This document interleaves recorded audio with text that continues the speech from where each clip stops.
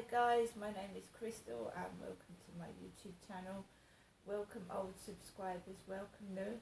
If you like my videos, please press the like button. If you like them even more, please subscribe.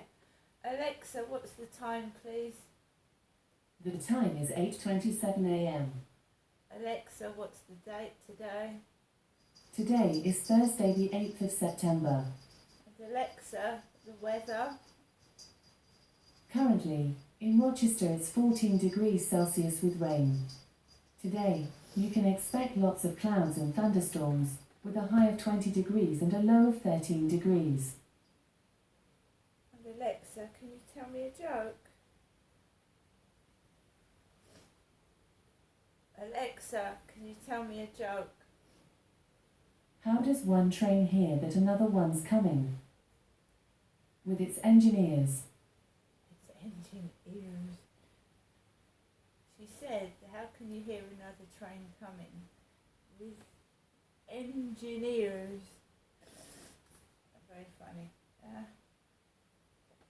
So guys, got up about 8 o'clock this morning. Kept the window shut last night. So I feel stuffy and sore in my face. My face feels really sore. It's raining. It's raining quite badly, and Max is a tiny dog. I don't want him to get a chill or soaking wet, so we're going to wait till the rain eases off a bit, hopefully. If it doesn't, I'll take him out underneath my umbrella and just go around the block or something and let him relieve himself. I don't feel so cold, I still feel warm. I wake up feeling warm most days, so I don't feel cold. It's just really, it's peeing down with rain. There's not a lot you can do in the wet weather, so I'll probably stay mainly indoors today, under cover. My mum rang me. She didn't. I think she rang last night, I'm not sure. She did, she rang last night while I was on the field coming home. I think my haircut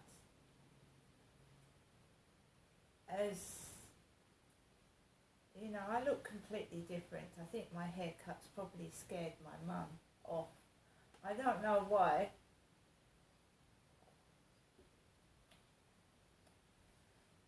So yeah, I think I stayed indoors mainly today. I don't mind the rain actually, I like it. I can put my Wellington boots on and go around the field in my wellies. I don't mind it at all, I love the rain, but for a little dog it can be, you get a chill easily, a small tiny dog, so I'm not going to make him go out in that.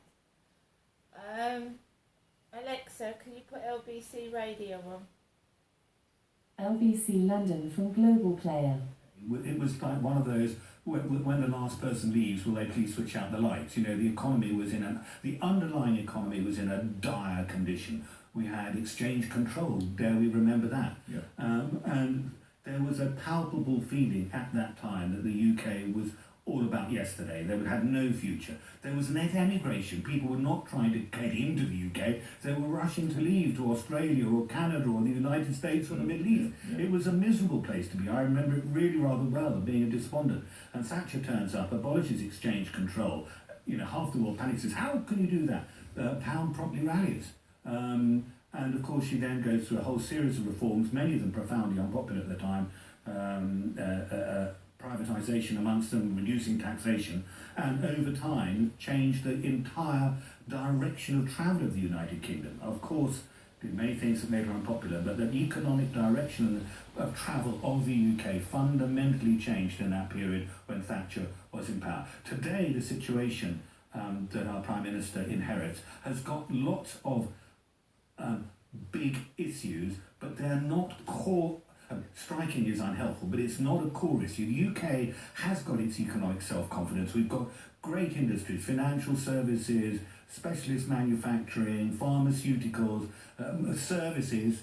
We've got very, very much going for us. We've not yet even blithering scratched the surface on finding the benefits of Brexit. Boris has done precisely nothing, sadly, in his time about saying, what does Brexit allow us to do that we weren't able to do, except, of course, for a few trade deals, which are beneficial, but that's not the big offer.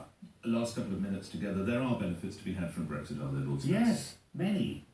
Outline some that we need to explore. Well, why don't, for example, financial services.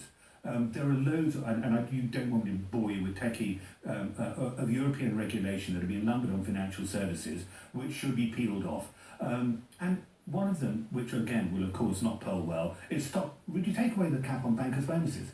I mean, that was all a European project, obviously polls well because people, but now... People don't like bankers, let's be careful. But you know, financial services is one of our most successful, indeed I think our single most successful export business.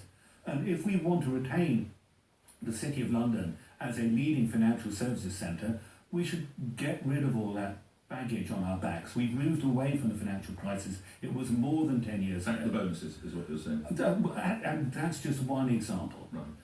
Right at the heart of the City of London is, of course, the Bank of England. There has been criticism that the governor and others at the Bank of England didn't move quickly enough as regards inflation. Do you concur? Yes. What should he or they have done? Well, at the time when the inflation started to move upwards at the end of last year, there was a consensus view of central banks around the world that don't worry, this is a short-term blip. Don't panic, it'll all be okay on the day. And they decided, therefore, that they would do nothing to tighten monetary policy in the short run, and with the benefit of hindsight, they should have done it then. And there were many people in the UK arguing in favour of it, and in private I did also, and they were right. They should have taken preemptive action. They were overly cautious, and that has now come back to bite us in the rear end, and the result of which will be that inflation will be higher than it otherwise might have been. What might it get to, Lord Spencer? I don't think it gets, it will get sadly into double figures, but I think 10-ish%. And by the way, there is every possibility that come the spring of next year, inflation starts to move back down and the situation begins to look less ugly than it does today. Last couple of questions. What's your level of confidence in Andrew Bailey? Pass. Fair enough. Finally, you have been a considerable donor to the Conservative Party in the past. I understand the donations had stopped. With Liz Truss at the helm, would you revisit that? I've been a loyal Tory Party supporter since I was a student, although I didn't get the money in those days because I didn't have any. But yes, I think she's going to be a great leader. And by the way, Kwasi Kwarteng, the new Chancellor. Oh yes, I must ask a word about Mr. Kwarteng. I have a very high regard for him. I've known him for a long time. He's a very bright guy, a very able guy. And incidentally, I think the lineup that Truss has put in her cabinet is an impressive lineup and one that we should be proud about for many, many reasons. Are you talking about, I sense the diversity being one of I them. do think it is a relevant issue. I think I'm sure she didn't appoint them for that reason, but that's not the issue. The issue is that this shows to me quite publicly how criticisms or suggestion that somehow the UK is an institutionally racist country is complete and utter claptrap. One last question, try again. Will you be sending them some cash now then? Yes, of course we will.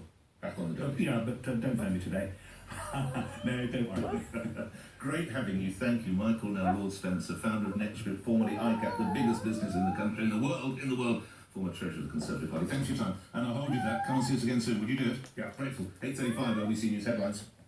The Levelling Up Secretary Simon Clarke has told LBC Liz Truss will announce a lasting solution to the gas price crisis later. It's understood the new Prime Minister will Alexa. freeze house... Stop. So, Nick Ferrari was talking to Lord Spencer. I'd hope they sort out the energy crisis because the gas and electric prices are just phenomenal. And that's all you can afford to pay, no other bills, just the electric and gas. It's gone up so much. And going into the shop the other day, and the prices on the food, and the coffee I get has gone up 10 pence. So at least 10 pence on everything. You go in the shop now, and almost every couple of weeks, the prices of food and everyday items has gone up. One of the shop assistants said to me, you know, if you noticed, everything's gone up again. It's gone up again. I mean, how can you live when the money that you're receiving isn't going up with the cost of living? So the money that you get, people's wages are not being increased, but the cost of living is higher. So your money isn't covering food and bills, and people are getting into trouble with council tax. And who wants bailiffs knocking at the door for council tax? Because they could be quite evil, can't they? They can possess your belongings. So people's wages aren't rising with the cost of living, so people haven't got enough money to cover anything else but gas and electric. And you know, some people are choosing between food and heating their home at times, right? And let's hope this Prime Minister that we've got now, Liz Truss, does something about it quickly, because people won't be able to afford to eat before long. So guys, it's raining, it's pouring, the old man is snoring, and I am going to just get on with my day as I usually do and go out with my umbrella. See you later.